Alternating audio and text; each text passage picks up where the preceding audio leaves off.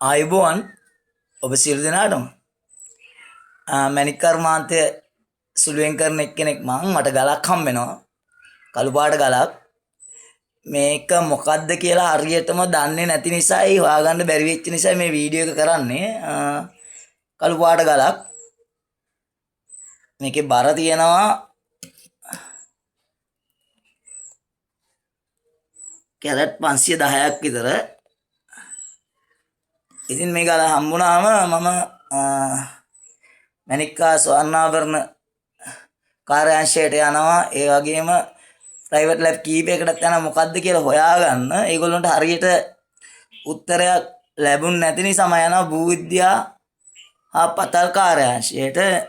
එතනදිත් ගල බලලා තීරණය කරන්න බැරි හින්දා මෙන්න මේ විදිහට ගලේ කෑල්ලක් කපලා රිපෝට් එකක් දෙනවා මට.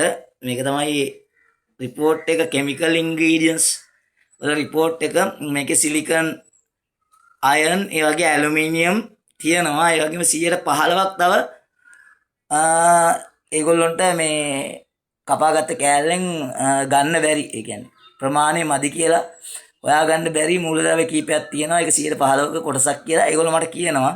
ඉතින් ඒගොල්ලෝ හරියටම මේක මොකද්ද කියලා අයිඩෙන්ටිෆයි කරන්න බැරි නිසා මට මොකද්ද කියලා ඒගොල්ලෝ කියන්නේ නැහැ. හොයාගන්න බැරි නිසා. ඊට පස්සේ මේකේ ස්පෙસિෆික් ග්‍රැවිටි එක 2.8යි 2.9 අතර තියෙනවා. ඒ වගේම හાર્ඩ්නස් එක 7.5ට පොඩ්ඩක් වැඩි කියලා ඒක හොයාගන්න අනිවාර්යෙන් කරගන්න පුළුවන්. ඒක කරගත්තා. යන්නේ ඒකයි. ඊට පස්සේ මම මේ පිළිබඳ ලංකාව තුල මට හොයාගන්න බැරි නිසා මම විස්තරේ ඇරිසෝනා වල මැණික් ගැන ගල් ගැන මිටරයිට් ඒ කියන්නේ උල්කාපාත වගේ දන්නේ කෙනෙකුට විස්තරේ යවපුවම එයා මට විස්තරේ කිව්වා පොඩ්ඩක් මේක මෙයා බැසාල්ට් එකක්. ඒ කියන්නේ හඳෙන් ආපු හඳේ ගිනි කඳු වලින් ආපු කෑල්ලක්ද කියලා බලන්න ටෙස්ට් කරගන්න කියලා. ඉතින් මම දන්නේ ලංකාව ඇතුලේ එහෙම කිසිම ආයතනයක් නැහැ. මම පරමාණු බලි ශක්තිය ආයතනයට ගියා, භූවිද්‍යා පතල් කාර්යාංශයට ගියා, මැණික්කා ස්වර්ණාභරණ දෙපාර්තමේන්තුවට ගියා.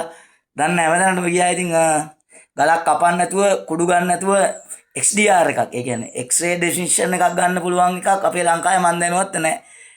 විශ්වවිද්‍යාල හැම එකටම ගියා. තේරුමක් තිබුණේ නැහැ. ඉතින් අන්න ඒක නිසා මේ වීඩියෝ එක කළේ. ඉතින් මේ ගල සම්බන්ධ දන්න එක්කෙනෙක්. ඉතින් මේකේ වටිනාකමක් තියෙන්නත් පුළුවන් නැති වෙන්නත් පුළුවන්. දන්නේ නැහැ. වටිනාකම බිඳුව වෙන්නත් පුළුවන්. වටිනාකම තියෙන්න බෑ මොකද්ද කියලා හොයාගන්න බැරි නිසායි මේ වීඩියෝ එක කරන්නේ. ඉතින් මේක ලස්සනයි මේ මං මේක ගාලා පොලිෂ් කරා අර කපපු තැන. පේන හැටි එතන දාම් පාට වගේ ලස්සනට මෙහෙම මේ එළියට අල්ලපුවම මේක දිලිසෙනවා. පොඩි ඉන්ක්ලූෂන්ස් තියෙනවා. ඉතින් පොඩි දේවල් ඒවා මොනවද කියලා අන්විෂ්‍යකින් ඔය ටෙස්ට් කරත් හොයාගන්න පුළුවන් වෙයි.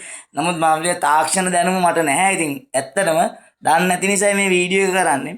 මේ පිළිබඳව දන්න උගත් බුද්ධිමත් කෙනෙක් නැත්තම් මේක මොකද්ද කියලා හරියටම හොයාගන්න දැනක් කෙනෙක් මට මේක තායිලන්තේ අරයි යන්න කිව්වා. ලක්ෂ 3මාරක් විතර යනවා ටෙස්ට් එකට. එහෙම හැකියාවක් නැති නිසායි මේක ලංකාව තුළ මොකද්ද කියලා හොයාගන්න දන්න මට තොරතුරක් අධ්‍යාපනික වැදගත්කමක් තියෙන එකක්. ඉතින් දන්නේ කෙනෙක් ඉන්නවා නම් උදව් කරන්න. බොරුවට කමෙන්ට් දාන්න එපා, කතා කරන්න එපා. තේරුමක් නැහැ. මේ සම්බන්ධව දන්නේ කෙනෙක් ඉන්නවා නම් විතරක් යටින් මට කමෙන්ට් එකක් දාන්න, ෆෝන් නම්බරේ දාන්න. මම ඔයාලට කතා කරන්න විස්තරේ කියලා. ඉතින් අන්න ඒකයි උදව්වක් ඉල්ලන්න වීඩියෝ එක කරේ. ඔබ සියලු දෙනාටම ජය වේවා. සුබ දවසක්.